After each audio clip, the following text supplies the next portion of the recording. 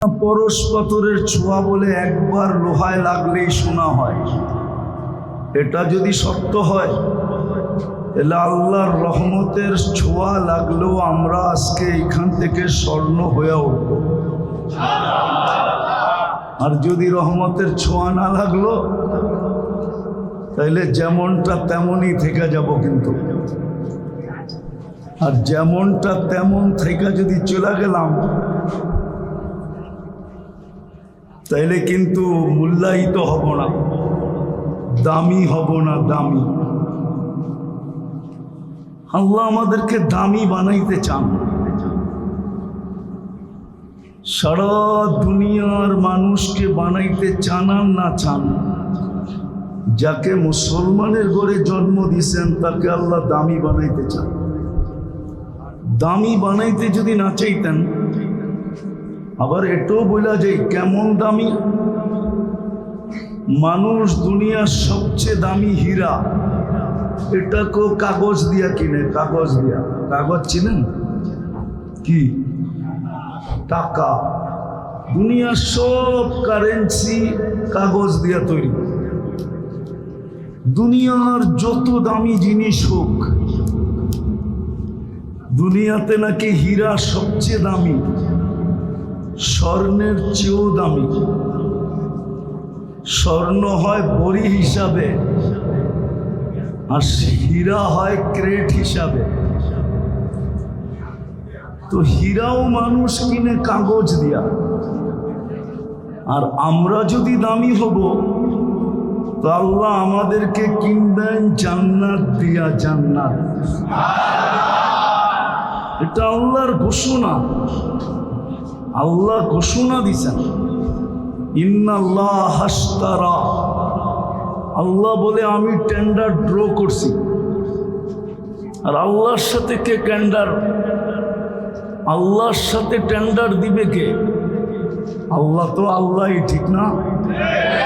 প্রথম tender drop করছেন আল্লাহ। ইন্নাল্লাহ হাশতারা। আল্লাহ বলে আমি কিনতে চাই। যাকে আমি মুসলমানের ঘরে জন্ম দিছি তাকে আমি কিনতে চাই। আল্লাহ কি দিয়া কিনবেন? তো আল্লাহ বলে আল জান্নাত, জান্নাত দিয়া কিনবো। জান্নাত চিনেন? জান্নাত চিনেন? জান্নাত চিনেন না? জান্নাত তো চিনি না। জান্নাত চিনলে তো এই অবস্থা হতো না। জান্নাত চিনলে এই অবস্থা হতো না। বলবেন কি অবস্থা? তাইলে 95% মানুষ মসজিদ আর নামাজ থেকে দূরে থাকতো না। 95% মুসলমান মসজিদ আর নামাজ থেকে দূরে। নারী বলেন আর পুরুষ বলেন। অথচ নামাজে গ্যারান্টি ছিল, গ্যারান্টি। এই যে আপনাদের এখানে একটা মাদ্রাসা আছে, মক্তবের ছেলেরা পড়ে 3 নম্বর হাদিস, মিফতাহুল জান্নাতি আস-সালাহ। নামাজ দিছিলেন জান্নাতের চাবি নিজের হাতে নিয়ে নেওয়ার জন্য। জান্নাত তো চিনে না, এই জন্য কেউ চাবি নিতেও রাজি না। এই জন্য 95% মুসলমান নামাজ পড়ে না। অথচ ডাকে কে চাবি দিতে? কে ডাকে? চিনেন আল্লাহ? আল্লাহ তো চিনি না। যদি আল্লাহ চিনতাম তাহলে যারটা 24 ঘন্টা বুক করি। বুক করেন কারটা? হ্যাঁ, আপনি যদি প্রযুক্তি দিয়ে দেখবেন তাহলে আপনাদের এই অঞ্চলের মার্কেটগুলোতে অক্সিজেন শর্ট থাকা দরকার ছিল। প্রযুক্তি বলে, বিজ্ঞান বলে এখানে অক্সিজেন না পাওয়া উচিত ছিল। ঘনত্বের কারণে, ভেন্টিলেটর না থাকার কারণে। গাজীপুরের চৌরাস্তা তো এটা, ঠিক না?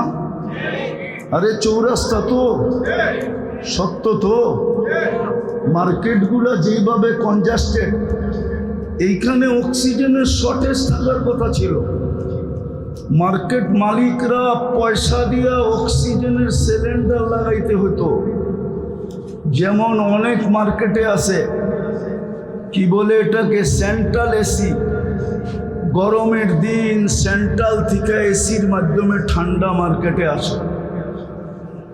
এই মার্কেটগুলো সেন্ট্রাল অক্সিজেনের পয়েন্ট থাকা উচিত ছিল, কিন্তু এই ভিতর অক্সিজেন কে দেয়? কে দেয়? সত্য তো? আপনি যদি আল্লাহ চিনতেন তো আল্লাহটাকে আপনি আসেন না কি করে? আপনি তো আল্লাহ চিনেন না। আপনার তো এতটুকু ভয় হইতো যে যদি অক্সিজেন বন্ধ করে দিল কি করব, কমপ্লেইন কোথায় করব? বলেন, আল্লাহ যদি অক্সিজেন বন্ধ করে দেয়, কমপ্লেইন যা কোন সংস্থায় করবেন? বলেন আমাকে। পুলিশ, র্যাব, বিজেপি, সেনাবাহিনী, কোথায় কমপ্লেইন করবেন? বলেন। 24 ঘন্টা তো আল্লাহটা বুক করি। নিয়ে আসেন উন্নত দুনিয়ার লোকগুলাকে, আপনাদের এই চৌরাস্তার সমস্ত মার্কেটগুলা ঘোরার পরে যে রিপোর্ট দিবে যে এটা এইখানে মানুষ থাকার যোগ্য না, এইখানে বেঁচে আছে কি করে? কিন্তু আমার বিশ্বাস গুলশানের সাথে যদি আপনাদের অ্যান্টিবডি চেক করা হয় তাহলে আপনাদের অ্যান্টিবডি বেশি পাওয়া যাবে। এটা আমার বিশ্বাস, আমার কাছে প্রমাণ আছে। 2020-এ যখন করোনা চলতেছিল তো বাংলাদেশে একটা জরিপ হয়েছে, গুলশান, বনানী, ধানমন্ডি, বাড়িদারানিয়া, যে এদের শরীরে অ্যান্টিবডি কতটুকু। সাথে সাথে তেজগাঁও বস্তিতেও অ্যান্টিবডি চেক করা হয়েছে। তেজগাঁও বস্তিতে পাওয়া গেছে 75 আর গুলশানে পাওয়া গেছে 65। বলেন 10 ওই বস্তিতে কে বাড়ায় দিল? কে বাড়াইলো? গুলশানওয়ালা করে 10 কে কম দিল? আল্লাহ জানে বস্তিওয়ালাদের রোগ হইলে ওরা চিকিৎসা করাইতে পারবে না, বিদায় অ্যান্টিবডি বাড়ায় দাও যেন রোগ ওদের কাছে আইসা পাত্তাই না পায়। গুলশানওয়ালারা ইচ্ছা করলে আমেরিকা যেও চিকিৎসা করাইতে পারবে, বিদায় অ্যান্টিবডি কমায় দাও, রোগ আসলেই অসুবিধা কি? পাত্তি তো আছে। পাত্তি চিনেন? মনে হয় চিনেন না। ঢাকায় শব্দ তো কোত্থেকে চিনবেন? তো 24 ঘন্টা আমি যে আল্লাহর মুহতাজ, আল্লাহটা বক্ষণ করি, আল্লাহ চালায় বিদায় চলি। ওই আল্লাহই তো জান্নাতের চাবি দেওয়ার জন্য আপনাকে ডাকে। আপনি যদি জান্নাত চিনতেন তাহলে তো সবার আগে যে বসে থাকতেন যেন চাবিটা আমার হাতে আগে আসে।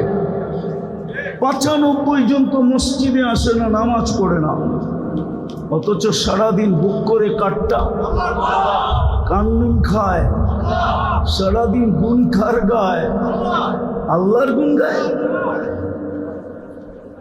এই জন্যই তো আল্লাহ এক জায়গায় বলছিলেন আরজুকু আয়াশকুরু গায়রি, 24 ঘন্টা তোর প্রয়োজন আমি মিটাই। রাগ হয়ে যাবেন? স্টেজ সামনে ডাইনে বামে একজনও হবে কিনা জানি না ডেলি 100 বার আলহামদুলিল্লাহ বলে। এই কথা ভাইবা যে সারাদিন নুন খাই আল্লাহ, কমসে কম 100 বার আলহামদুলিল্লাহ বলি। উচিত তো ছিল 1000 বার বলা, 2, 4, 10,000 বার বলা উচিত ছিল, শ্বাসে শ্বাসে বলা উচিত ছিল। গাজীপুরের মানুষ রাগ হয়ে গেল না। অক্সিজেন যদি কিনতে হইতো ডেলি, পানির দামে 1 লিটার পানি 30 টাকা, ওই দামে যদি অক্সিজেন কিনতে হতো তাইলে এই প্রশান্ত কমপ্লেক্স কোনোদিন হতো না। আমি মিলাই দিতেছি, রাখেন, চিল্লায়েন না, মনোযোগ দিয়ে শুনেন। প্রতি মাসে পার হেড 4,95,000 টাকা বিল দিতে হতো, ডেলি 16,500 টাকা বিল দিতে হতো। আল্লাহ যদি সিস্টেম করতেন, প্রিপেড সিস্টেম, যে কার্ডে টাকা বড়া থাকবে তো অক্সিজেন চলবে, টাকা শেষ অক্সিজেন চলবে না, তুমি পড়া থাকবে, যেমন বিদ্যুৎ অফ হয়ে যায়, তাইলে এই গাজীপুরের চৌরাস্তায় ডেলি হাজার হাজার মানুষ পাওয়া যেত যারা পড়া আছে। জিজ্ঞাসা করলে তুমি পড়া আসো কেন, তো কার্ড বাহির করে দেখাইতো অক্সিজেনের কার্ডে টাকা নাই, অক্সিজেন পাইতেছি না, অক্সিজেন। চাবি দিতে তো ডাকে ডেলি 5 বার তো ডাকে। জান্নাত তো চিনি না, যদি চিনতাম, হায় হায় হায়, তাহলে তো সবার আগে যে কাতারে বসে থাকতাম, সিরিয়াল, হায় এক দোয়াই কাপড় শেষ, ঠিক না? মনে হয় বোঝেন নাই, জাকাতের কাপড় কিন্তু এক দোয়াই শেষ, ঠিক না? সত্য তো? হ্যাঁ, আরে আরে আরে ভালো মতে আওয়াজ না। জাকাতের কাপড় নিম্নমানের হয় না, হ্যাঁ না উচ্চমানের হয়? কয়েক বছর আগে তো নুরানি ফ্যাক্টরিতে কাপড় আনতে যে 27 জন মারা গেছে, পেপারে আসছিল না, আসে নাই? মিডিয়ায় আসে না নাই? সামান্য দুনিয়ার একটা কাপড় আনার জন্য 27 জন জান দিছে। আজ পর্যন্ত মসজিদের প্রথম কাতারের জন্য কয়জন জান দিছে? হ্যাঁ, হায় হায় হায় হায়, ডেলি ডাকেন কয়বার? কি দেওয়ার জন্য ডাকে? জান্নাতের চাবি, চাবি না শুধু, জান্নাতের চাবি দেওয়ার জন্য ডাকে। কিন্তু 90% মুসলমান নামাজ পড়ে, অথচ 5 ওয়াক্ত পড়লে 50 ওয়াক্তের সওয়াব দেয়। হ্যাঁ, কয় ওয়াক্ত পড়লে কয় ওয়াক্তের সওয়াব? 5 ওয়াক্ত পড়লে, এটা একা পড়লে, জামাতে না। জামাতে 5 ওয়াক্ত পড়লে 1350 ওয়াক্তের সওয়াব দেয়। কত? শুধু সওয়াব দেয় না, লেখা দেওয়া যেতে পারে। ওলামা মানবে কিনা জানি না, বলে দেবো কিনা, বলে দেওয়া যায়, এটা বলে দেওয়া যায়।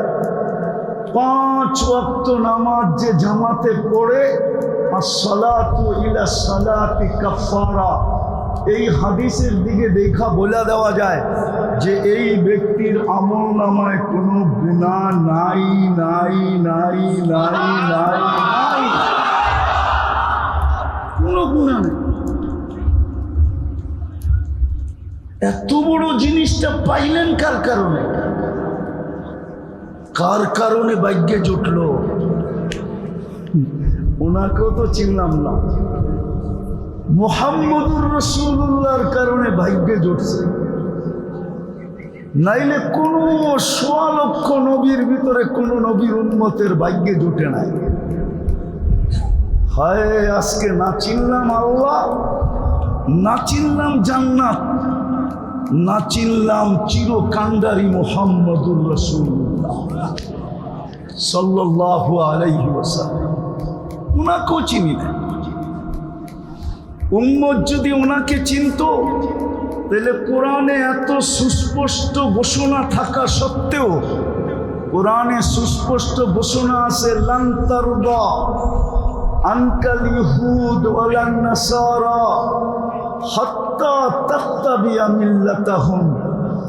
ও উম্মতে মুহাম্মদী, কান খুলা শোনো, যতই তোমরা বিজাতির রঙে রঙিন হও না কেন, কোনদিন বিন্দু পরিমাণ জায়গা তোমরা ওদের দিলে পাবে না, না না না না। কোনোদিন তোমরা ওদের কাছে প্রিয় পাত্র হবে না, কোনোদিন তোমরা ওদের কাছে ভালোবাসার পাত্র হবে না, কোনোদিন তোমরা ওদের কাছে স্নেহ পাবে না, মায়া পাবে না, মমতা পাবে না। মায়া মমতা যদি পাইতো তাইলে মানবতার মমতাও পাইতো। আমি দেখাইতেছি, যারা সারা দুনিয়ায় প্রাণী নিয়ে কাজ করে, প্রাণীবাদী সংস্থা, যারা প্রত্যেকটা প্রাণী নিয়ে যারা কাজ করে, এটা সারা দুনিয়া ব্যাপী আছে, আমাদের দেশও আছে। এটার হেডকোয়ার্টার হলো আমেরিকা। আজ পর্যন্ত ফিলিস্তিনের ৮০,০০০ মানুষ মারা গেল। দুধের শিশুগুলা এক টুকরা রুটির জন্য এখনো চিৎকার দিয়ে জান দিতেছে। হাজার হাজার ট্রাক খাদ্য নিয়ে দাঁড়ায় আছে। আজ পর্যন্ত প্রাণীবাদী সংস্থা ২ অক্ষরের একটা প্রতিবাদ ইসরায়েলের বিরুদ্ধে দেয়। যদি দিয়া থাকে, কেউ যদি আমাকে দেখাইতে পারে এই বড় মজমায় তার জুতা আমার গাল, চ্যালেঞ্জ দেয় না, দিবেও না। আপনি যতই ওদের রঙে রঙিন হন না কেন, আমাদের যুবকরা ৫০ টাকার চুল ৫০০ টাকা দিয়ে কাটায়, চাঁদ রাত্রে ১,০০০ টাকা দিয়ে কাটায়। আমাদের সমাজের লোক আধুনিক হওয়ার জন্য লক্ষ লক্ষ টাকা খরচ করে শুধু আধুনিক হওয়ার জন্য। অন্যদের রঙে রঙিন হইয়া, অথচ কোরআন সুস্পষ্ট বলতেছে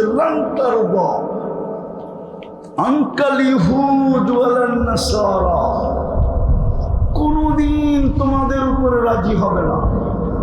যদিও আমাদের নবীজিকে বলছে, নবীজি বলা মানে আমাদেরকে বলা, কোনদিন তোমাদেরকে আপন ভাববে না, কোনদিন তোমাদেরকে পাতে নিবে না, পাতে কোনদিন তোমাদেরকে ২ পয়সা দিয়ে মূল্যায়ন করবে না।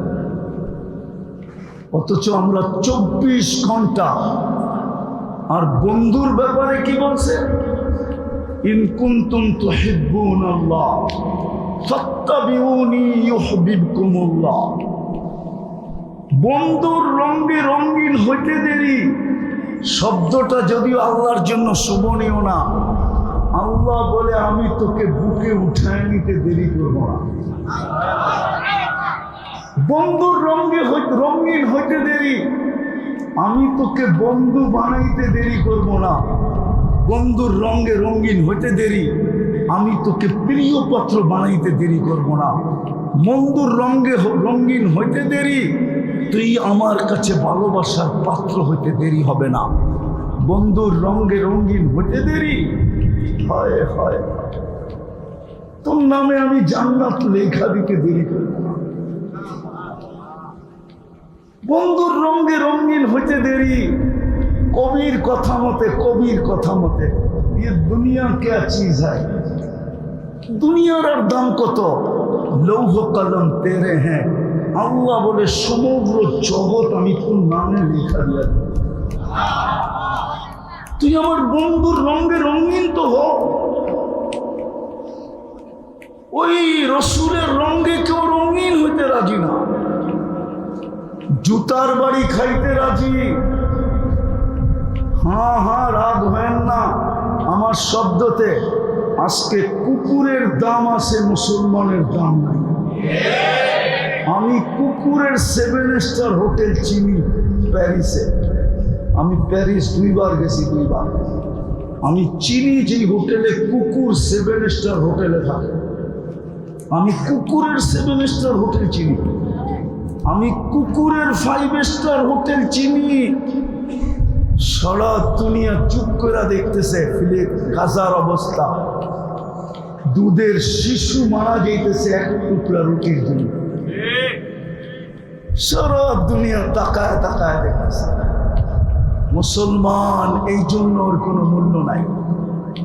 হ্যাঁ রাগ হয় না, আমার সুশীল সমাজ আর আমার সুশীল সমাজ, আমার বুদ্ধিজীবী সমাজ, আমার শিক্ষিত সমাজ, আমার ধনাঢ্য সমাজ, আমি জানি ওদের সমাজের আমার সমাজে দাম আছে, আমি মানি।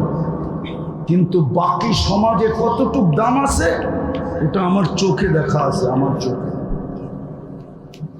রাখবেন না, নেটে কথা চলে যাবে। আমি বাংলাদেশের বহুত মহারথীকে চিনি, যার সাথে আমি একসাথে ফ্লাইটে ফ্লাই করছি। আমি জানি ওকে এয়ারপোর্টে কয় ঘন্টা বসায় আছে, আমি জানি। কিন্তু ওর বেশভূষা তো ওদের মতোই ছিল, বরং ওদের থেকে আপডেট ছিল, আপডেট। ওরাও এতটুক সাজে সজ্জিত হইতে পারে নাই, ও যতটুক আপডেট সেজে গেছে। কিন্তু ঘন্টার পর ঘন্টা কেন বসায় রাখছে ওকে? শুধু 5 ফুট 5 কইরা দেখছে মুসলমান নাই, এখানে কেউ নাই।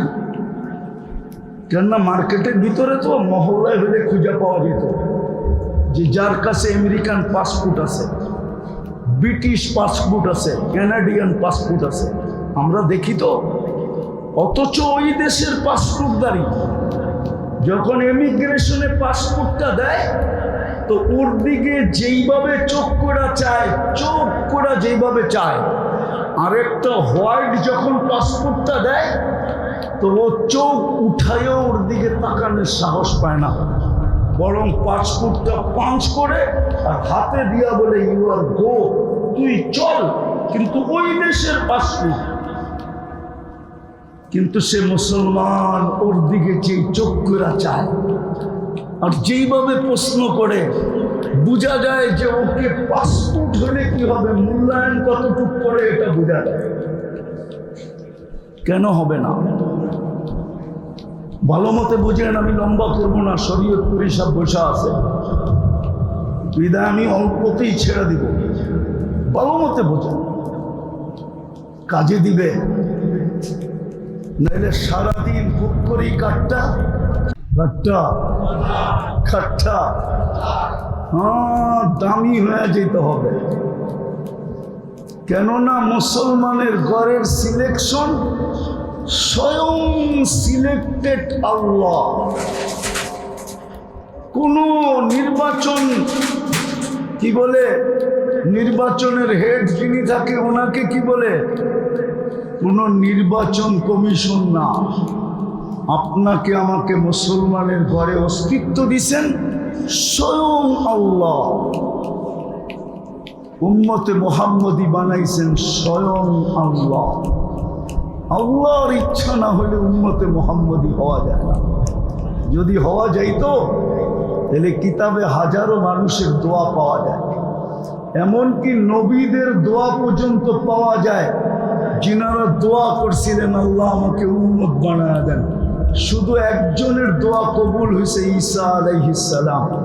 উনি উম্মত হিসাবে আসবে, উম্মত হিসাবে, নবী হিসাবে না, রসুল হিসাবে আসবেন না। উনি আসবেন কিন্তু উম্মত হিসাবে আসবেন। হ্যাঁ, ওলামাদেরকে জিজ্ঞাসা করেন, আর কারো দোয়া কবুল হয় না। আপনি তো দোয়া ছাড়াই চলে আসছেন। বিদায় দামি হয়ে যেতে হবে, দামি। এই জন্যই আপনার পিছনে বাজেট, সরকারও বাজেট করে দেশের জন্য, আল্লাহ আপনার আমার জন্য বাজেট করছেন। বাজেট, সরকারের বাজেট আর কয় টাকা? আপনার আমার পিছনে ডেলি প্রযুক্তি দিয়ে মিলাইলে, আমি 2-4টা দেখাই, একটা তো দেখাইলাম পানি।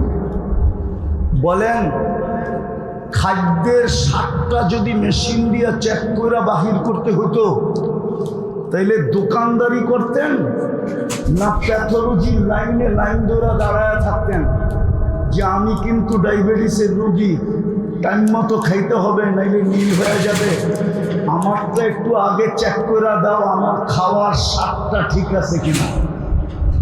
জিহ্বা তো স্বাদ চেক করে দেয় যে এটা ভিতরে যাবে কি যাবে না। কি বলেন? সত্য তো? হ্যাঁ, স্বাদ যদি ঠিক না থাকে তো জিহ্বা বলে না ফুড পয়জন হবে, তোমার স্বাস্থ্যের ক্ষতি হবে, এটা খাওয়া যাবে না, স্বাদ ঠিক না, স্বাদ উপযোগী না, ঠিক না। আচ্ছা, এটাই যদি চৌরাস্তার প্যাথোলজির থেকে টেস্ট করতে হতো তাহলে আপনাদের দোকানের চেয়ে বেশি প্যাথোলজির দোকান হতো। কেননা সব প্যাথোলজির দোকানওয়ালার এই স্বাদ চেক করে দিতে হইব, কিন্তু জিহ্বায় তো টাচ করতে দেরি, চেক করে দিতে দেরি করে না। আরে বলেন না, একটু কয় টাকা লাগতো? কোরআন তো এটাই বলে, ও আম্মা বিনি'মাতি রাব্বিকা ফাহাদ্দিস, হায় হায় আহসিন কামা আহসানাল্লাহু ইলাইক, হায় তুই আল্লাহর নিয়ামতটা একটু দেখ না, তোর পিছে কত ব্যয় হইতেছে। সময় নাই, নাইলে আমি কোটি টাকা মিলিয়ে দিতে পারবো বর্তমান প্রযুক্তি দিয়া, যে ডেলি কোটি টাকা ব্যয় হতো, কোটি টাকা। কিন্তু সার্ভিস কে দেয়? পয়সা নিয়া না ছাড়া? হ্যাঁ, ফ্রি কেন দেয়? কি কারণে দিতেছে? কারণ তো থাকবে। কোরআন তো কারণের কথা বলে, আফা হাসিবতুম আন্নামা খালাকনাকুম আবাস, তোর ধারণা কি তুই অনার্থক সৃষ্টি?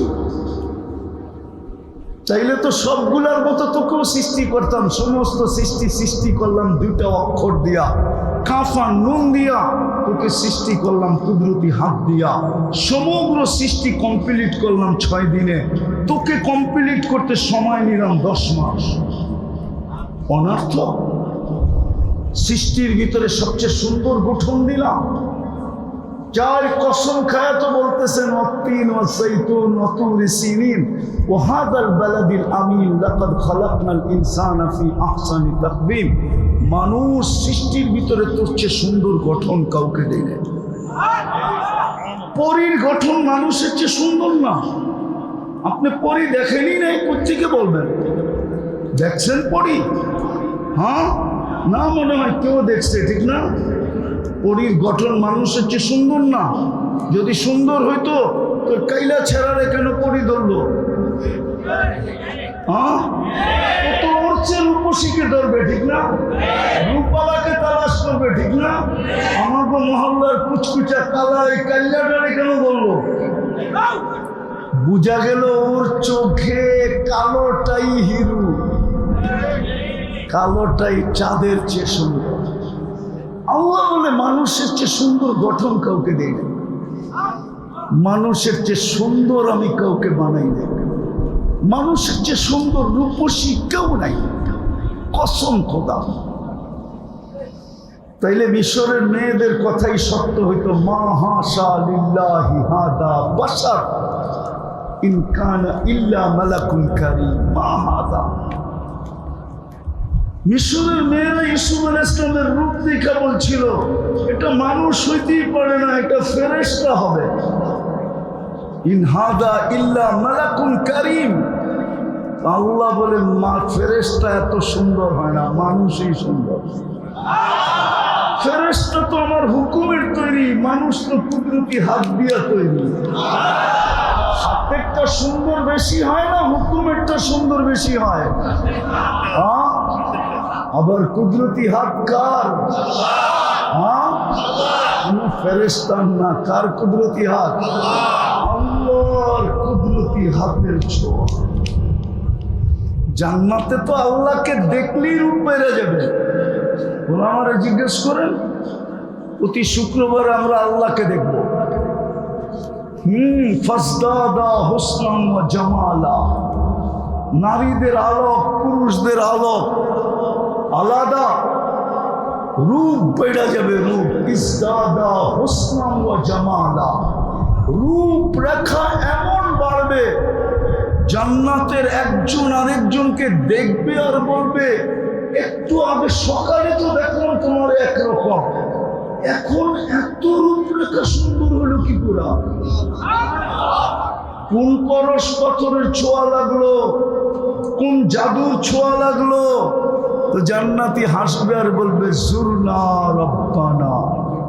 আজকে আল্লাহর সাক্ষাৎ ছিল, আল্লাহর সাক্ষাৎ। আল্লাহর সাক্ষাতে আমাদের রূপরেখা বেড়ে গেছে। যদি আল্লাহর সাক্ষাতের রূপরেখা বাড়ে তো কুদরতি হাত লাগলে কেমন বাড়ে? এই জন্যই তো আল্লাহ বলছে সৃষ্টির ভিতরে তুই সবচেয়ে সুন্দর। অনার্থ জমিনের আধিপত্য দিল আপনাকে, অনর্থ। হুয়াল্লাযী খালাকা লাকুম মা ফিল আরদি জামিয়া। হে আল্লাহ বলে জমিনের সবকিছু তোর জন্য তৈরি। কসম খোদার, কোন সৃষ্টিকে আল্লাহ পালতেন না যদি মানুষের অস্তিত্ব না। মানুষের কারণে সবাইকে পালতেছেন।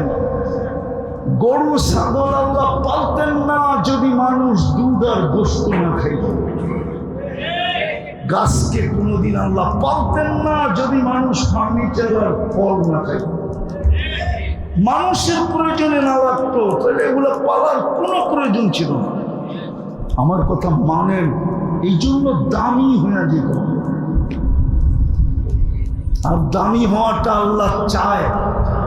এই জন্যই মুসলমানের ঘরে জন্ম, এই জন্যই উম্মতে মুহাম্মদ, এই জন্যই মুহাম্মদুর রাসূলুল্লাহর আবির্ভাব। নাইলে মানুষের ব্যক্তিত্ব যত বড় বাড়ে তার বিচরণের পরিধিও তত শুধু কমে না। তার বিচরণের পরিধি শুধু কমে না, তার বিচরণের পরিধি চয়েসফুল হতে হয়। চয়েসফুল। বাংলাদেশের প্রেসিডেন্ট সব জায়গায় যেতে পারে না, মন চাইলেও পারে না। পারে নাকি? পারে না? মনে হয় বোঝেন না আমার কথা। পারে কেন? উনি বাংলাদেশের প্রেসিডেন্ট, এটাই তো প্রথম কারণ। কি প্রেসিডেন্ট? ব্যক্তিত্বের কারণে ওনার সব জায়গায় বিচরণ সম্ভব। আবার যাইতে হইল 2 মাস আগের থেকে নিয়ে প্রস্তুতি নিতে হয়, ঠিক না? সত্য না? তাহলে মুহাম্মদুর রাসূলুল্লাহর চেয়ে বড় ব্যক্তিত্ব কে?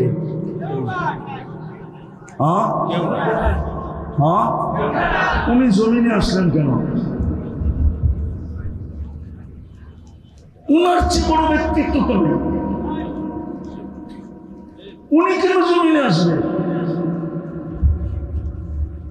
উলামা তো লিখছে আল্লাহর পরে যার স্থান। আবার কেউ ভুল ব্যাখ্যা করেন না, যেমন আল্লাহর কোনো দ্বিতীয় সত্য তো, এরকম বন্ধুরও কোনো দ্বিতীয় আল্লাহরও দ্বিতীয় নাই, বন্ধুরও। এটা কলেমা দিয়েই বোঝা যায়। লা ইলাহা ইল্লাল্লাহ, এটার ভিতরে কোনো নুকতা আলা হরফ নাই। মুহাম্মদুর রাসূলুল্লাহ, এইখানেও কোনো নুকতা আলা হরফ নাই। লা ইলাহা ইল্লাল্লাহ 12 অক্ষর, মুহাম্মদুর রাসূলুল্লাহ 12 অক্ষর। উনি কেন জমিনে আসবে? যার বিচরণ ওইখানে, যেখানে নূরীদের সর্দার ফেরেশতা নূরের তৈরি, জিবরিল নূরীদের সর্দার, ফেরেশতাদের সর্দার। মেরাজের রাত্রে সিদরাতুল মুনতাহা পর্যন্ত পৌঁছে আল্লাহর রাসূলকে বলতেছে আগে যান। আর আগের জগৎটা পুরাটাই নূর আর নূর। কি আরে বলেন না কি? জিবরিল আলাইহিস সালাম বলতেছে আমি, বলছে আগে যাবেন না, বলছে অনুমতি নাই।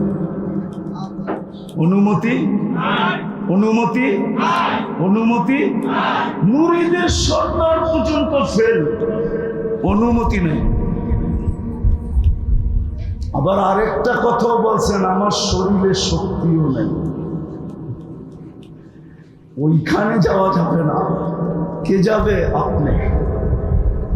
যিনি চাইতে চাইতে চাইতে চাইতে আরশের নিচ পর্যন্ত গেছেন, ওইখান থেকে আল্লাহ বলছে আরশের উপরে আসেন। তারপরে আসছে দানা দানা দানা দানা দানা সুম্মা দানা সুম্মা ফাকাবা কাউসাইনি আও আদনা।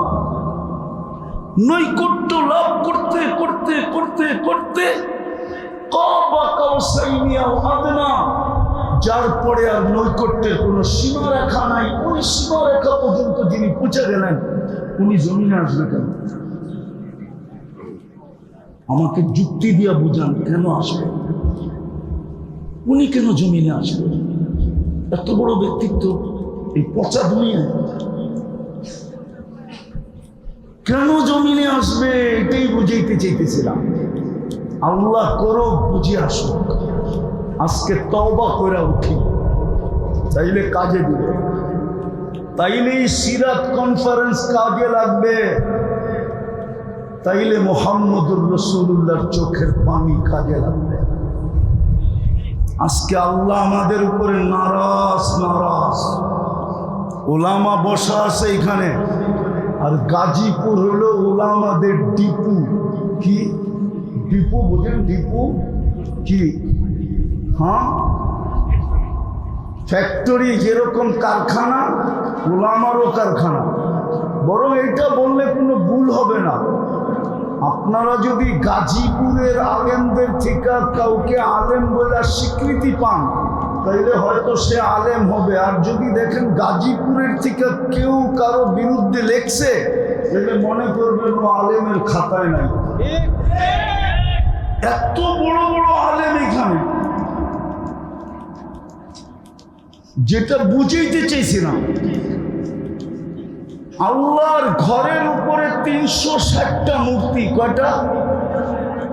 কই? কাবার উপরে, ঠিক না? আল্লাহ কিচ্ছু বলেন। আল্লাহর ঘরের তোয়াফ উলঙ্গ, কিচ্ছু বলেন। ওই চত্বরে বসে 360-এর পূজা করতেছে, কিচ্ছু বলে নাই। খালি বন্ধুকে তাব্বান লাকা বলতে দেরি। তাব্বান লাকা মনে বুঝাইতে পারি না। তাব্বান লাকা বলতে দেরি। আবু লাহাব শুধু এই শব্দটা বলছিল, তাব্বান লাকা সাইরাল ইয়াউম। তাব্বান লাকা বলতে দেরি, আল্লাহ সাথে সাথে জিবরিল আলাইহিস সালামকে পাঠায়া সূরা তাব্বাত ইয়াদা দিতে দেরি করেন না। আল্লাহ কিয়ামত পর্যন্ত বুঝাইছে, আমার বিরোধিতা আমি মেনে নিব, আমার নাফরমানিও মেনে নিব, কিন্তু আমার বন্ধুরটা মানব না। আমার বন্ধুর বিরোধিতা মানব না। আল্লাহ আপডেটটা মাইনা নিবেন কেন? বলবে আমাকে তো চোখে দেখা যায় না, এই জন্য হয়তো মেনা নিব। আমাকে তো ধ্যান ধারণায় আনা যায় না, এই জন্য হয়তো মেনা নিব। আমাকে তো বর্ণনা দিয়ে শেষ করা যায় না। লা তারাকাল উয়ুন ওয়ালা তুখালিতুকাত দুনুন ওয়ালা ইয়াসিফুকাল ওয়াসিফুন। কোন সাহাবী বলছিল, আল্লাহ তোকে তো চোখে দেখা যায় না, ওয়ালা তুখালিতুকাত দুনুন, তোমাকে তো ধ্যান ধারণায় আনা যায় না, ওয়ালা ইয়াসিফুকাল ওয়াসিফুন, তোমাকে তো বর্ণনা দিয়ে শেষ করা যায় না। তুমি তো শুধু আল্লাহ না, তুমি তো রহমান, তুমি তো রহিম, তুমি তো মালিক, তুমি তো কুদ্দুস, তুমি তো সালাম, তুমি তো মুমিন, তুমি তো মুহাইমিন, তুমি তো আজিজ, তুমি তো জব্বার, তুমি তো মুতাকাব্বিরুল খালিকুল বারিকুল মুসাব্বিরুল গফফারুল কহ্হারুল ওয়াহ্হাবুর রাজ্জাকুল ফাত্তাহুল আলিমুল কাবিদুল বাসিতুল খাফিদুল রাফিউল মুইজ্জুল মুদিল্লুস সামিউল বাসীরুল হাকামুল আদলুল লতীফুল খবীরুল হালিমুল আযীমুল গফুরুশ শাকুরুল আলিকুল কবীরুল হাফিজুল মুকিতুল হাসিবুল জলিলুল করিমুল রকিবুল মুজিবুল ওয়াসি আল হাকিমুল ওয়াদুদুল মজিদুল الباعث الشهيد الحق الوكيل القوي المتين الولي الحميد المحصي المبدي المعيد المحيي المميت الحي القيوم الواجد الماجد الواحد الأحد الصمد القادر المقتدر المقدم المؤخر الأول والآخر الظاهر والباطن الوالي المتوالي البر التواب المنتقم العفو الرؤوف مالك الملك ذا الجلال والإكرام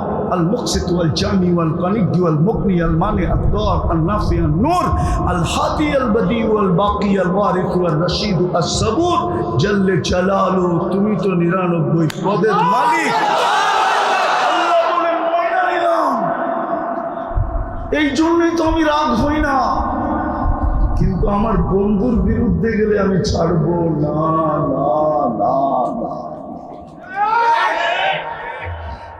মুহাম্মদুর রাসূলুল্লাহ এই জন্য আসছেন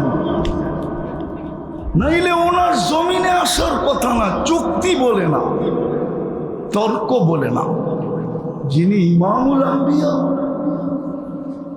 সৃষ্টির সর্দার যার অস্তিত্ব না হইলে রহমত শব্দটাই ওই অস্তিত্ব হইতো কিনা আমি জানি না কিন্তু কোরআনের একটা আয়াতের দিকে তাকাইলে দেখা যায় ওমা আরসালনাকা ইল্লা রাহমাতাল লিল আলামিন যার অস্তিত্ব না হইলে মনে হয় রহমত শব্দটাই ডিকশনারিতে যার অস্তিত্ব না হইলে মনে হয় রহমত শব্দটাই ডিকশনারিতে হতো না উনি কেন জমিনে আসবে আমি শেষ জায়গায় চলে আসছি উনি জমিনে আসছেন এই জন্য আমরা যেন দামি হই দুনিয়াওয়ালা দামি জিনিস কিনে কাগজ দিয়া আল্লাহ যেন আমাদেরকে কিনে জান্নাত হায় কি পায়া রাজি হয়ে গেলেন গাজীপুরের মানুষ প্রশান্ত কমপ্লেক্সের ব্যবসায়ীরা চৌরাস্তার ব্যবসায়ীরা কি পায়া রাজি হয়ে গেলেন আর রাদিতুম বিল হায়াতিদ দুনিয়া চারটা ডাইল ভাত পায়া খুশি হয়ে গেলেন ওয়াল আখিরাতু খায়রুন ওয়া আবকা কি পায়া হারিয়ে গেলেন সামান্য একটা দোকান পায়া ছোট একটা ব্যবসা পায়া কি পাইছেন দুনিয়ায় কতটুকু পাইছেন বলেন রাগ হয় না পায়ে হাত রাখে কি পায়ে ভুলে গেলেন জান্নাত কি পায়ে ভুলে গেলেন বুঝলাম আমেরিকা পায়ে ভুলে গেছে ও গাজীপুরের চৌরাস্তার মানুষ গুলশানের একটা গলি সমান তো আপনারা উন্নত না বাড়িদার একটা গলি সমান তো আপনারা উন্নত না রাগ হয়ে গেলেন হয়ে যান করার কিচ্ছু নাই আর রাদিতুম বিল হায়াতিদ দুনিয়া দুনিয়া কি পাইলেন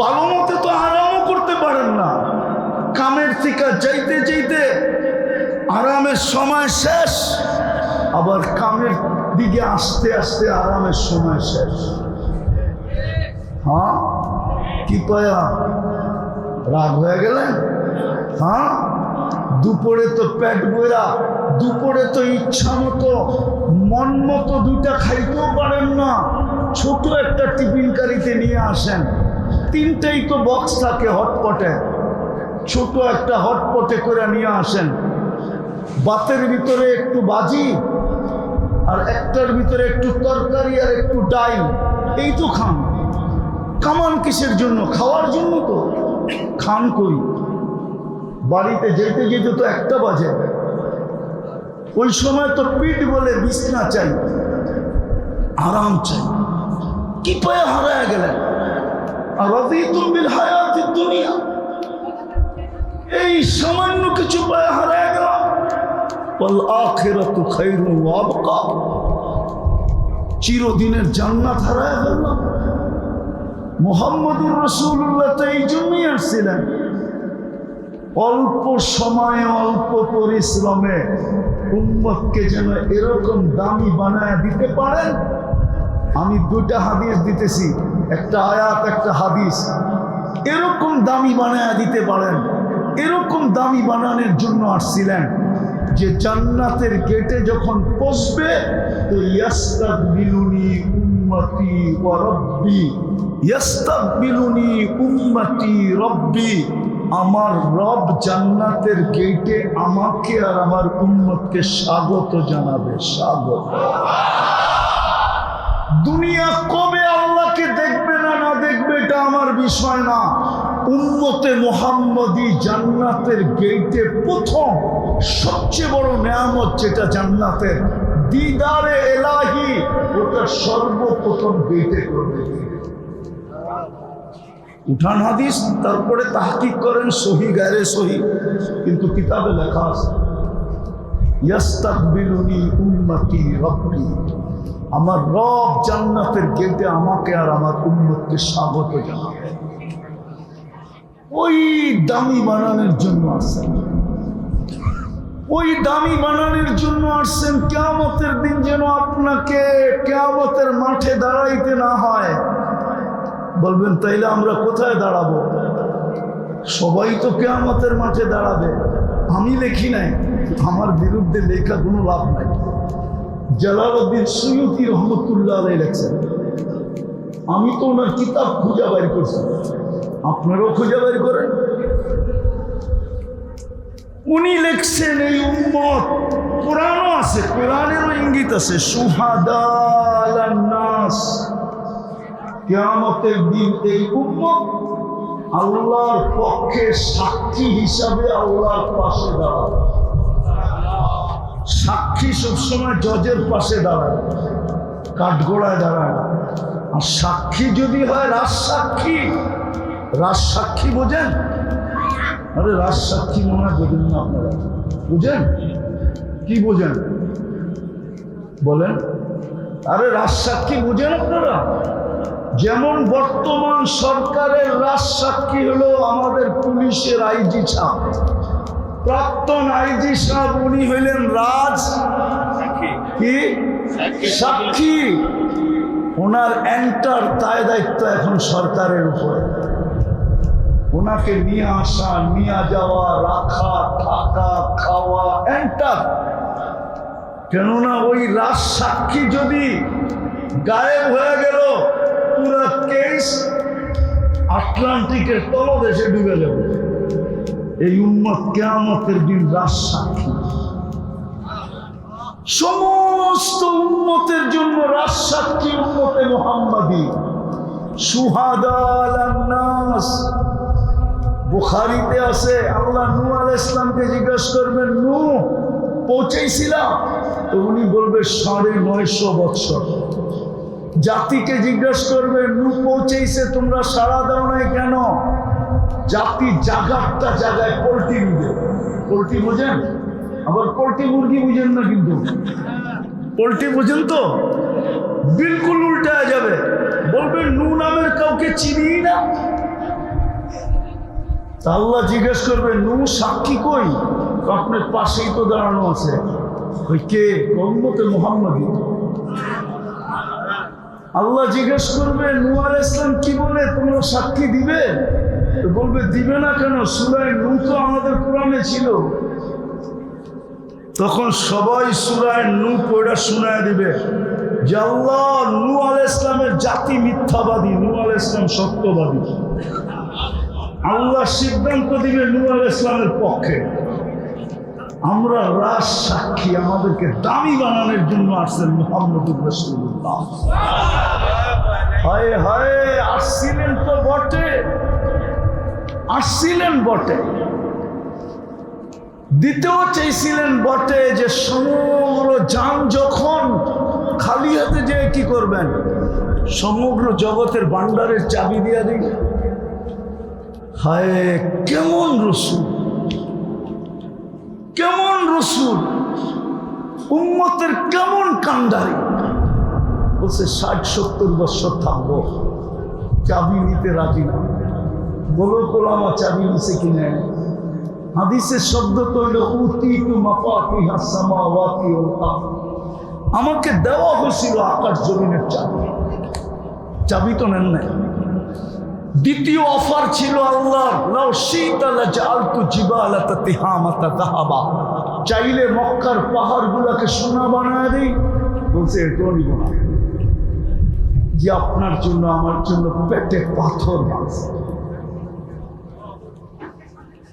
3 মাসের পর মাস যার ঘরে চুলা জ্বলে নাই, দোজাহানের বাদশাহ, দোজাহানের বাদশাহ। আবু হুরায়রা রাদিয়াল্লাহু তাআলা আনহুর চোখের পানি বাহির হয়ে গেছে। বলছে তুসাল্লি জালিসান, বসে নামাজ পড়েন কেন? তো বলছে জু জু জু, খিদা খিদা খিদা। আবু হুরায়রা দাঁড়াইতে পারতেছি না, চোখ দিয়ে পানি চলে আসছে। আর বলছে আপনি খিদার কারণে দাঁড়াইতে পারতেছেন না, অথচ আপনি সৃষ্টির সর্দার, সৃষ্টির রাজা, কিয়ামতের মাঠের রাজা, কিয়ামতের বাদশাহ, আল্লাহর হাবিব। তো বলছে আবু হুরায়রা কাদিস না, ইন্না শিদ্দাতাল হিসাব লা ইউসিবুল জাই ইয়াউমাল কিয়ামা, কিয়ামতের কঠোরতা আমাদের পর্যন্ত আসবে না।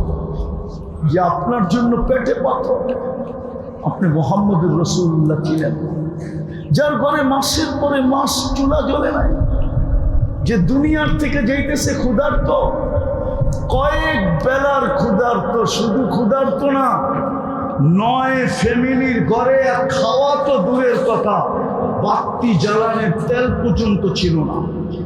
আম্মা জান আয়েশা রাদিয়াল্লাহু তাআলা আনহা বলতেছেন, যদি তেল থাকতো তাহলে খিদা নিবারণের জন্য পান করে নিতাম, এতটুকু ক্ষুধার্ত ছিলাম।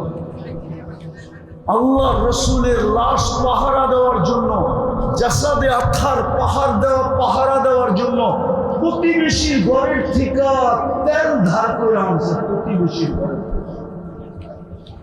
ওই রসুল কেন এই কষ্ট সহ্য করলেন? 23 বছর কেন চোখের পানি জড়াইলেন?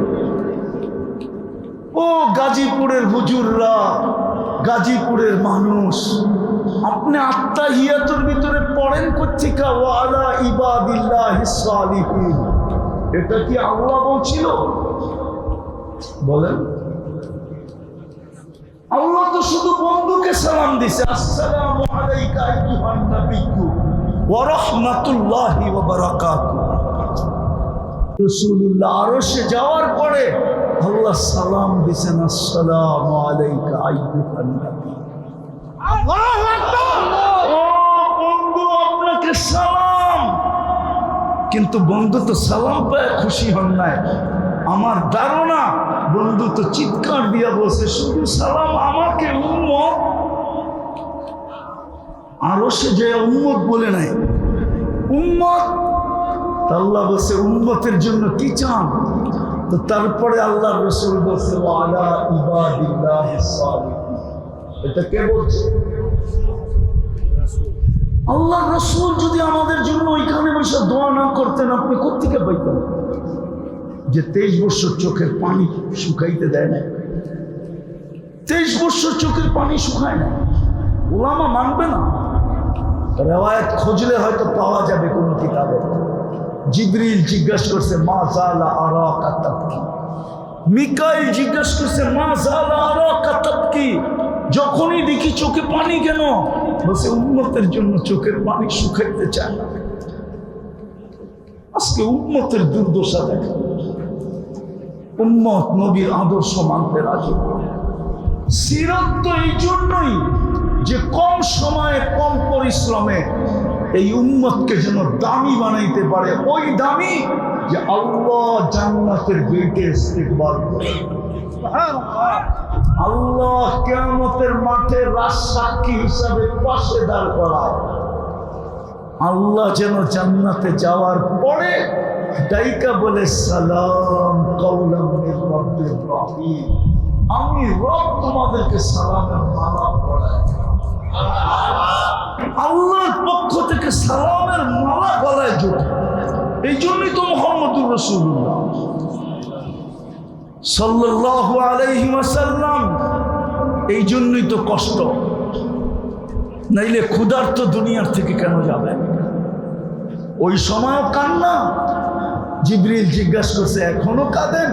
বলছে ফামান লিবাদি লি উম্মতি, জিবরিল কাঁদবো না কেন, চলে তো যাবো আল্লাহর সান্নিধ্যে, আর কোনোদিন তো ফিরে আসা যাবে না, কিন্তু আমার উম্মতকে কে দেখা রাখবে, আমার উম্মতকে। ফামান লিবাদি লি উম্মতি, আল্লাহ জবাব পাঠাইছে লা আতরুক উম্মতাকা ফারদা, আপনার উম্মতকে আমি একা ছাড়বো না, আমি দেখা রাখবো। আজকে আল্লাহ দেখা রাখতেছে, নাইলে কসম খোদা মুসলিম দুনিয়া ব্যতীত কোন দুনিয়া চান না মুসলমান দুনিয়াতে থাকো। যদিও ওরা জানে না মুসলমান দুনিয়ার থেকে উঠবে, পর মুহূর্তে একটা হুকুম আসবে ফানফা, আল্লাহ বলবে ফুদে, সারা জগৎটাকে মাটির সাথে মিশায় কিয়ামত হয়ে যাবে। কিন্তু দুনিয়ার কেউ চায় না, কেউ চায় না মুসলমান থাকো, সবাই চায় ইসলাম নিভা যাক। কোরআনও বলে ইউরিদুনা আইয়ুতফিউ নূরাল্লাহ, দুনিয়া চায় ইসলাম মিটা যাক। আল্লাহ বলতেছে আল্লাহু মুতিম্মু নূরিহি, আল্লাহ বলে এটাকে আমি জিন্দা রাখবো, আমি এটাকে জ্বালায় রাখবো। আজকে মুসলমানের দুরবস্থা, আমার জাতির লিডারদের দুরবস্থা, শুধু আমার জাতির না, মুসলিম জাতির লিডারদের দুরবস্থা। 60টা মুসলিম দেশ, 250 কোটি মুসলমান, 70% দুনিয়ার ধন সম্পদ মুসলমানের পায়ের নিচে। দুনিয়ার সমস্ত ফেমাস ব্যাংকগুলা চলে মুসলমানের টাকা দিয়া, দুনিয়ার সমস্ত ব্র্যান্ড ব্যবহার করে মুসলমান। খোদার কসম, এই মার্কেটের মালিক বসা, মোবাইল মনে হয় এখনো হাতেই আছে, নেটেরও সংযোগ আছে, না থাকলে মনে হয় এখানে ওয়াইফাইও আছে। একটু এখান ভিতরে সার্চ করে দেখো বিল গেটসের একটা প্যান্টের দাম কত, দেখেন তো, দেখেন না, আছে নেটে আছে, বিল গেটসের একটা প্যান্টের দাম কত, সবচেয়ে দামি প্যান্ট কত লেখা আছে। আমি না চাই না বলতেছি না, $300 উপরে পাবেন না, 300 টাকার উপরে। চ্যালেঞ্জ আপনার সাথে। কিন্তু বাংলাদেশে পাবেন যুবক বাপের হোটেলে বৈশা 2.5 লাখ টাকার মোবাইল, 3 লাখ টাকার মোবাইল, 12 লাখ টাকার বাইক চালাইতেছে। মুসলমানের চেয়ে দামি ব্র্যান্ড কেউ ব্যবহার করে। আমাকে বুঝাইতে হবে না, আমার জন্য গাজীপুর চৌরাস্তা যেরকম, দুনিয়ার উন্নত বিশ্ব এরকম। আলহামদুলিল্লাহ, আমি অহংকার করে বলতেছি না, আমার জন্য এরকমই, বিশ্বাস করেন। হইতে পারে আমি গাজীপুর থেকে ফিরত যাওয়ার পথে গাড়ি বাড়ির দিকে না যায়, এয়ারপোর্টের দিকে ঢুকে যাইব, আমি উঠে চলে যাব। আমাকে দুনিয়া বুঝিতে হবে না, আমি দুনিয়া বুঝি। আবার এটাও বলতেছি আমি কিন্তু ব্যবসায়ী, এমন না খালি হুজুর, আমি দুনিয়ার সব ব্যবসা বুঝি। আমি কি ব্যবসা করি এটা বলবো না, যারা চিনে ওরা জানে আমি কি ব্যবসা করি। আমি শুধু হুজুর না, আমি খাজুরও লোভে। আমি দুনিয়া বুঝি, আমাকে বুঝাইতে হবে না। তারপরও মুসলমানের এই দুরবস্থা কেন? আমেরিকা, কানাডা, অস্ট্রেলিয়া, বিল গেটসের কোনো সন্তানের কোনো গাড়ি নাই, এন্টার গাড়ি 24 ক্যারেট সোনায় মুড়ানো। দুবাইয়ের যুবরাজের একাধিক গাড়ি আছে, এন্টার 24 ক্যারেট সোনায় মোড়ানো। ব্রুনাইয়ের প্রেসিডেন্টের গাড়ির এন্টার পাশ সোনা। আজকে মুসলমানের এই দুরবস্থা কেন? মুসলমান ঘৃণার পাত্র কেন? অবহেলার পাত্র কেন? দীক্ষিতর পাত্র কেন? সবকিছু আমাদের কন্ট্রোলে থাকা সত্ত্বেও আমি তো বলি মুসলিম 60 দেশের কর্মদারদের যদি বুদ্ধি আল্লাহ খুলে দেয়, ওরা যদি এক হয়, সারা দুনিয়াকে তালা লাগাইতে 1 ঘন্টা লাগে। 1 ঘন্টায় সারা দুনিয়াকে তালা লাগাই দিতে পারে, 1 ঘন্টায়। আজকে বলুক 60 দেশ যে 1 ঘন্টার ভিতরে যদি সমাধান না হলো, তোমাদের সাথে লেনদেন, উঠা বসা, খাওয়া লওয়া, চলা ফিরা, এন্টার যোগাযোগ বন্ধ, আমরা 60 দেশ আপোষে বাক্যরা খামু যতদিন বেঁচে থাকবো। দেখেন দুনিয়া সিধা হইতে কতক্ষণ লাগে, কিন্তু পারে না কেন? এটাও আল্লাহ বইলা দিছে, আমার বন্ধুর রঙে যদি রঙিন না হইলা, তাইলে বিজাতিদের ভয়ে তোমাদের দিলের ভিতরে ঢুকায় দিল। খাইব তোমাদের, পড়বো তোমাদের। আপনি এটা বলেন, মুসলমান আছে দেখি তো দুনিয়া আছে, ঠিক না? যদি মুসলমান না থাকলো কি, দুনিয়ার যদি বিল্ডিং গুলা সোনা দিয়ে হইল, রাস্তাগুলা যদি রূপা দিয়ে তৈরি হইল, থাকবে দুনিয়া? হ্যাঁ, আপনার কারণে তো দুনিয়া ঠিক আছে। আমি তো বলি বাংলাদেশটা বিপর্যয়ের থেকে বেঁচে আছে কেন জানেন? জানেন? শুধু মসজিদ, মাদ্রাসা, আলেম ওলামার কারণে।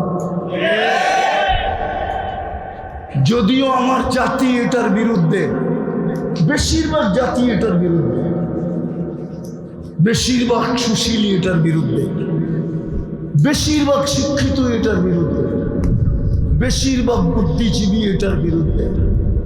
নাইলে বলেন, করোনার সময় সারা দুনিয়া তো চিৎকার দিল বাংলাদেশের মতো বিপর্যয় কোথাও হবে না, কিন্তু বাংলাদেশে তো কোনো বিপর্যয় হইল না। সবচেয়ে কম বিপর্যয় সারা দুনিয়ায় যেই দেশটায় ছিল 1 নম্বরে, ওটা বাংলাদেশ। WHO-তে যে দেখা আসেন বাংলাদেশের নামটা কয় নম্বরে?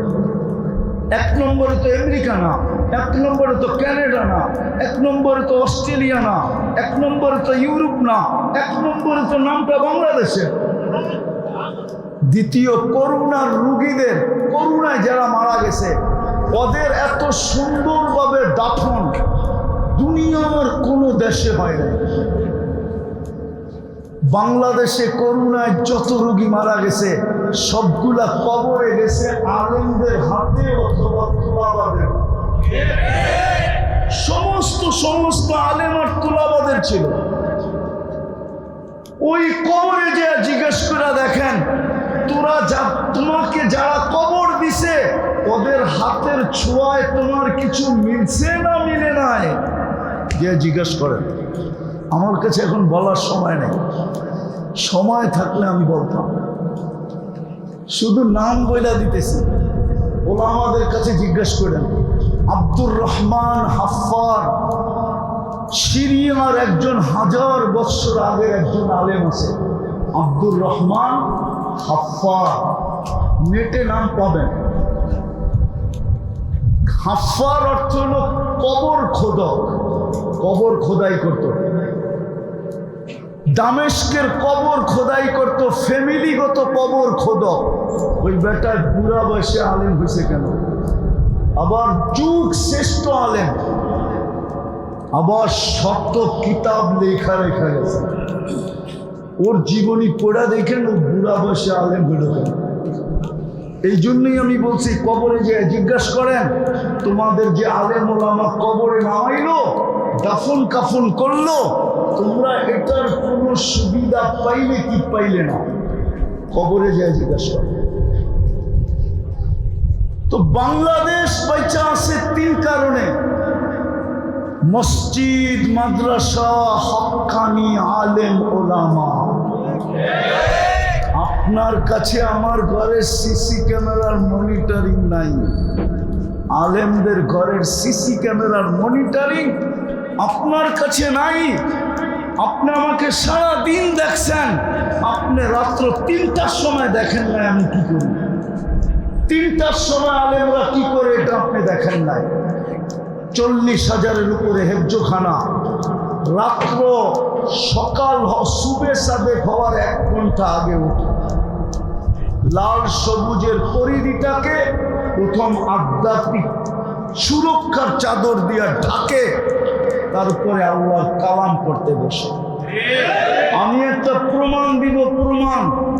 বাংলাদেশের জন্মলগ্ন থেকে এই পর্যন্ত যতবার হাই পাওয়ারের ভূমিকম্প আসছে, 5 থেকে নিয়ে 7 পর্যন্ত যত ভূমিকম্প আসছে সবগুলো শেষ রাত্রে আসছে, একটা দিনে না, সন্ধ্যায় না,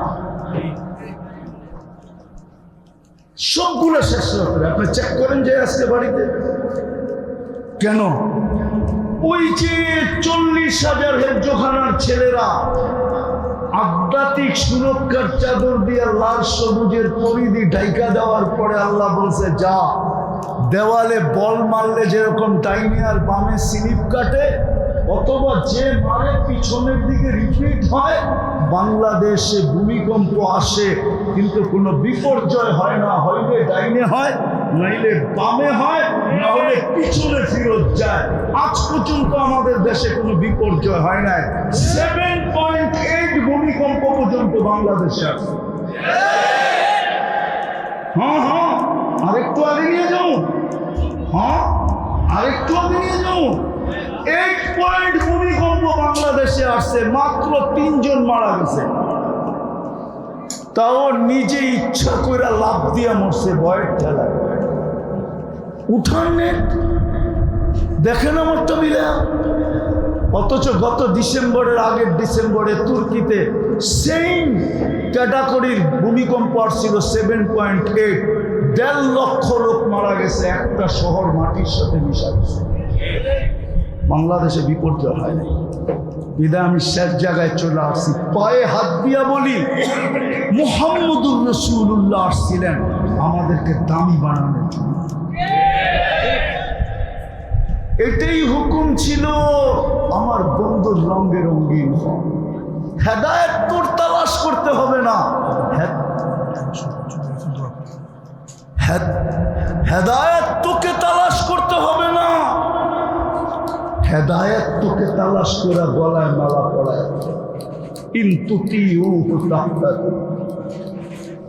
কোরআন এটাই বুঝায়, হেদায়েত তোমার চাইতে হবে না, বন্ধুর রঙে রঙিন হও।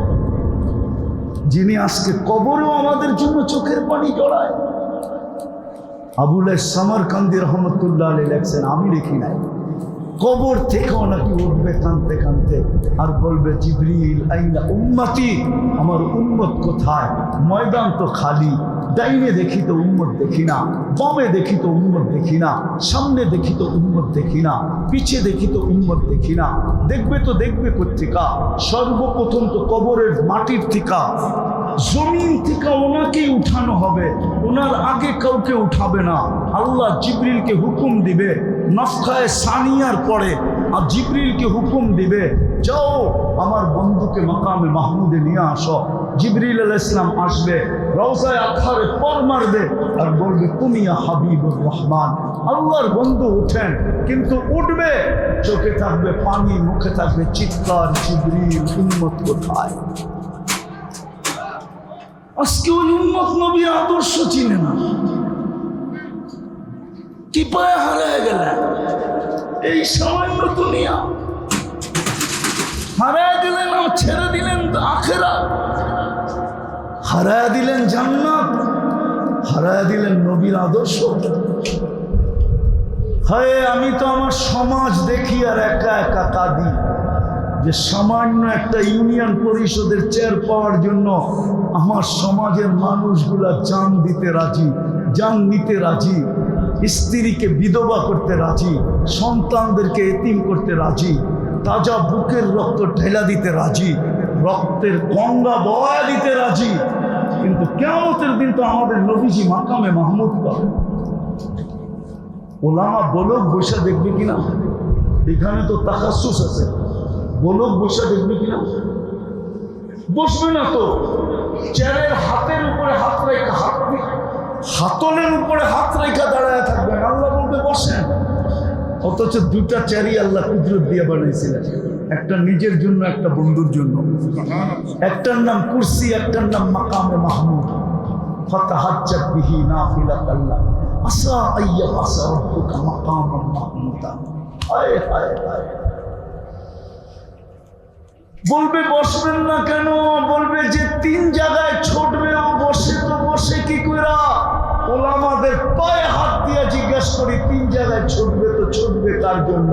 হাসানের জন্য, হুসাইনের জন্য, ফাতেমার জন্য, আলীর জন্য, নিজের ফ্যামিলির জন্য, কুরাইশের জন্য, না চাচার জন্য, না মার জন্য, না বাবার জন্য, না মক্কাবাসীর জন্য? কার জন্য দৌড়াবে? হাসান হুসাইনের জন্য তো দৌড়াবে না। অথচ কলিজার টুকরা তো ছিল। কি ছিল? কলিজা, চোখে মনি। আল্লাহ রসুলের দুনিয়ায় তো এইটাই ছিল, হাসান হুসাইন আর আলী রাদিয়াল্লাহু তাআলা আনহুর মেয়ে উম্মে কুলসুম। 3টাই তো ওনার দুনিয়া ছিল, আর তো কিছু ছিল না। হায় হায় হায়। ওই হাসান হুসাইন নানাকে এসে জিজ্ঞাসা করতেছে, নানা আপনি উত্তম না আমরা উত্তম? তো নানা তো সাদা সিধা জবাব দিছে, আমি উত্তম। ঠিক না? নবীজি উত্তম না? তো 2 জনে হাইসা দিছে। হাসলা কেন? জবাব হয় না। তাইলে আমাকে আব্বা জানবে আম্মা জানবে চিনেন? বলো। আম্মার পরিচয় দিয়ে বলছে, উম্মুকা আমামা আম্মিনা লাই উম্মিনা লাইসা বিশাই। আমাদের আম্মা জানের সামনে আপনার আম্মা কিছুই না। আমাদের আব্বা জানকে চিনেন? বলো। বইলা বলছে, আবুকা আমামা আবিনা লাইসা বিশাই। আমাদের আব্বা জানের সামনে আপনার আব্বা কিছুই না। আমগো নানা জানলে চিনেন? চিনেন চিনেন। তো বলছে বলো। তো নানা জানের পরিচয় দিয়ে বলতেছে, জাদ্দুকা আমামা জাদ্দিনা লাইসা বিশাই লাইসা বিশাই। আমাদের নানা জানের সামনে আপনার নানা কিছুই না, কিছুই না, কিছুই না। আল্লাহর রাসূল উঠে চুমা দিয়ে বলতেছে, মেনে নিলাম তোমরা এদিক দিয়ে উত্তম। তুমগো মা সাইয়্যিদাতু নিসাই আহলে জান্নাহ। আমার মা তো আর সাইয়্যিদাতু নিসাই আহলে জান্নাহ না।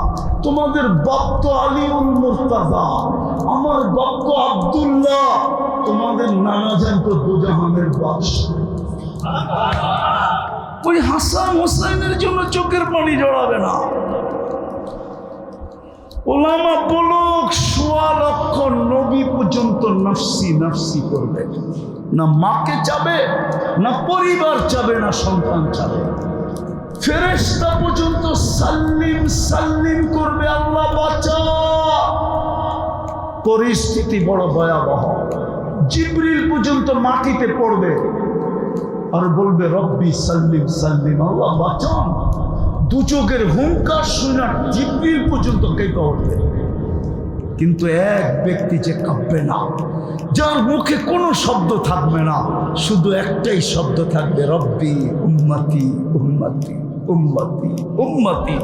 রব আমার উম্মত, রব আমার উম্মত, আমার উম্মত, আমার উম্মত। যে উম্মতি উম্মতি বলে চিৎকার দিবে, 3 জায়গায় ছুটবে, চেয়ারে বৈশা দেখবে, হাউজে কাউসারে ছুটবে, পিপাসিত উম্মতকে পানি পান করাবে। মিজানে ছুটবে, পাল্লা সামনে না ঝুঁকলে হাত উঠায় দিয়ে দাঁড়ায় থাকবে।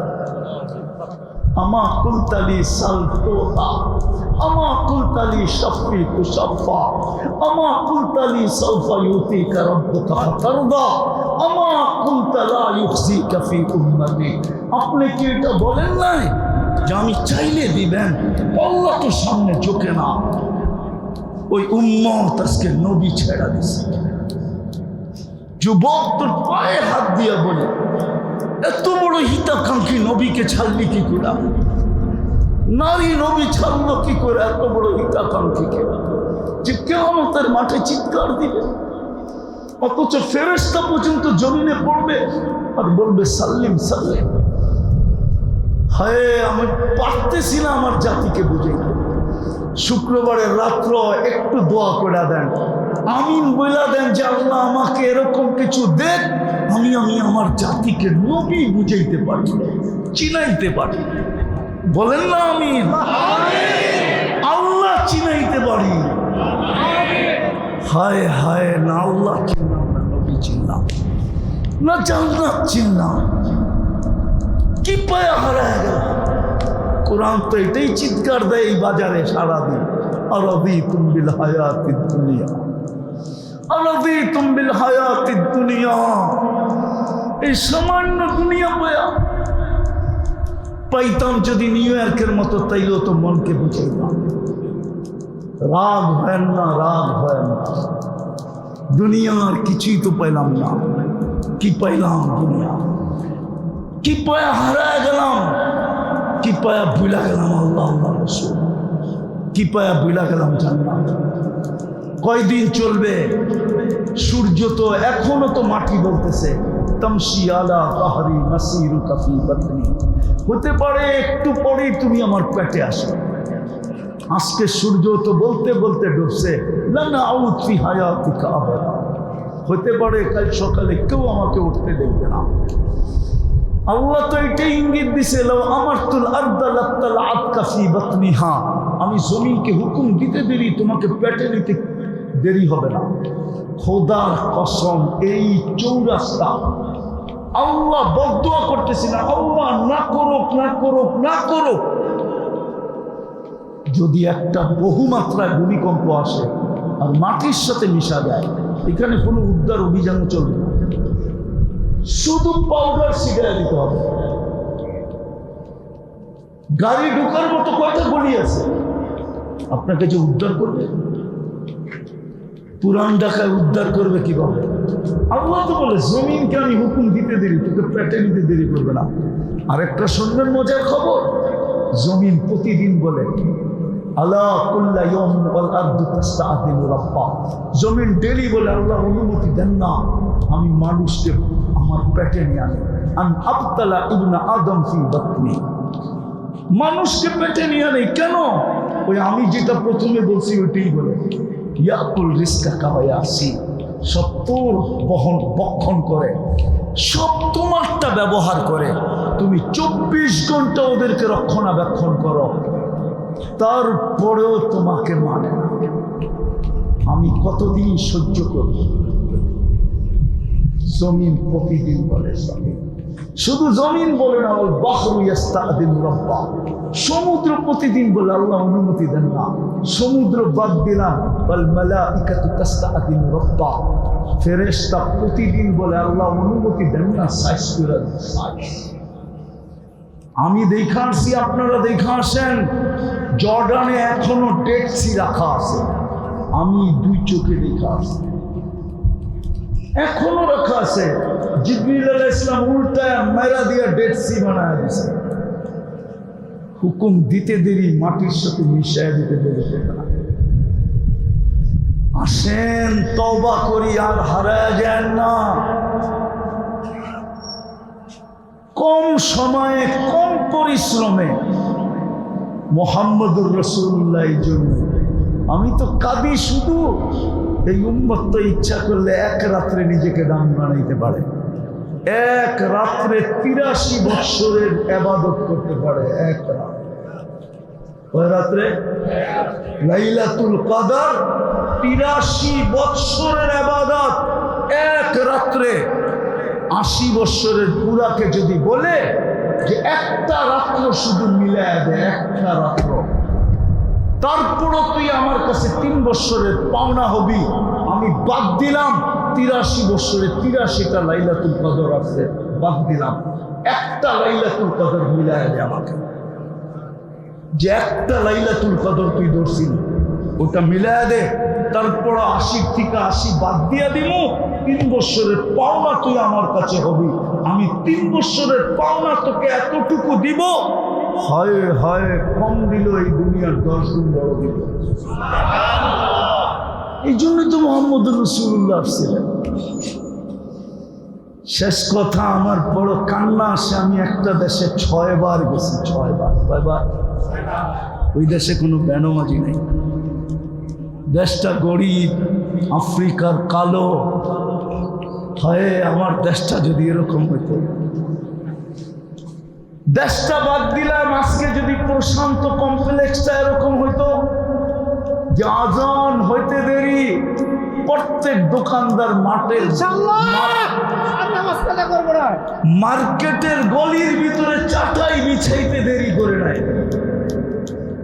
গলির ভিতরেই দাঁড়ায় নামাজ পড়ছে, নামাজ শেষ আবার মার্কেট চালু।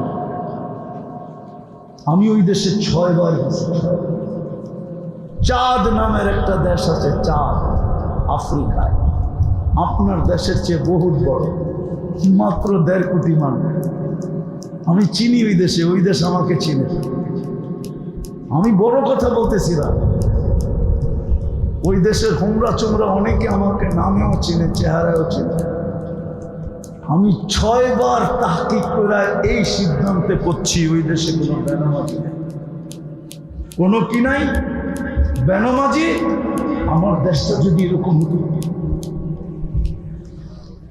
ব্যবসায়ীরা যদি কমসে কম এরকম হতো যে আজান হইল বাজারের ভিতরেই চাটাই বিছায়া যাবে, নামাজ শেষ, সুন্নত বাদেই দিলাম, ফরজটাই বললো, তারপরে বাজার চললো। আল্লাহ ডাকে 90 ভাগ নামাজ পড়ে, 95 ভাগ নামাজ পড়ে। চলেন তওবা করি, করবেন তওবা? কে কে করবেন দেখি?